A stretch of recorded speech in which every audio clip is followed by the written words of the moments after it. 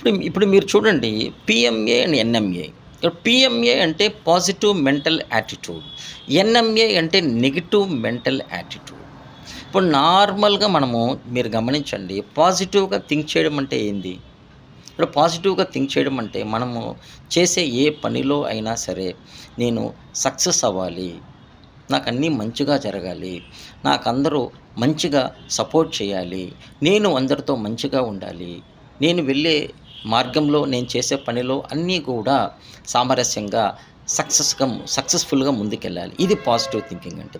Negative thinking అంటే అర్థం ఏందంటే నా వల్ల కాదేమో, నేను సక్సెస్ అవ్వలేనేమో, వీళ్ళందరూ నాకు సహాయం చేయరేమో, నాకు సపోర్ట్ రాదేమో, నాకన్నీ ఫెయిల్యూర్సే వస్తూ ఉన్నాయి. ఇది నెగెటివ్ థింకింగ్. కానీ ఇక్కడ ఒక చిన్న విషయం ఒకటుంది. మీరు గమనించండి పాజిటివ్‌ని పాజిటివ్‌గా థింక్ చేయాలి. నెగెటివ్‌ని నెగెటివ్‌గా థింక్ చేయాలి. ఈ కొన్ని పాజిటివ్‌గా మనం థింక్ చేసినప్పుడు కొన్ని పాజిటివ్ రిజల్ట్స్ వస్తాయి. నెగెటివ్‌గా థింక్ చేస్తే నెగెటివ్ రిజల్ట్స్ వస్తాయి. కానీ మనము పాజిటివ్‌గా థింక్ చేయాల్సిన దగ్గర నెగెటివ్‌గా థింక్ చేస్తే మాత్రం ప్రాబ్లమ్ అవుద్ది. ఇప్పుడు ఒక ఎగ్జాంపుల్ తీసుకోండి.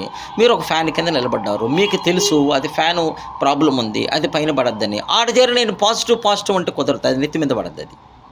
తల మీద పడిపోద్ది. ఇప్పుడు మీరు గమనించండి ఒక ఏరియాలో మీకు ప్రాబ్లమ్ ఉంది. అక్కడికి పోయి నేను పాజిటివ్ ఉంటే పట్టుకొని కొడతారక్కడ. అంటే నేనేమంటానంటే పాజిటివ్‌ని పాజిటివ్‌గానే థింక్ చేయాలి. నెగెటివ్‌ని నెగెటివ్‌గా థింక్ చేయాలి. ఏదైతే మనము ఆ వేలో కరెక్ట్‌గా మనము ప్రోగ్రామ్ చేసుకుంటూ వెళ్తామో ఖచ్చితంగా సపోజ్ ఇప్పుడు ఒక స్టూడెంట్ ఉన్నాడు. ఎగ్జామ్స్ మాక్సిమం 34 మార్క్స్ వచ్చే విధంగా అతను అనుకుంటూ ఉన్నాడు. రాసాడు ఎగ్జాము. ఫెయిల్ అవుతానేమో అనుకుంటూ ఉన్నాడు. ఏమవుతుంది? అక్కడ నీకు పాజిబిలిటీ ఉంది. పాజిటివ్‌గా థింక్ చెయ్యి.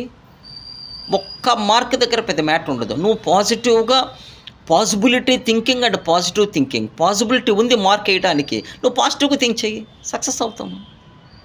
ఇప్పుడు మనము ఆలోచించే విధానంలోనే ఉంది. మిగతా బయట ఏమీ లేదు.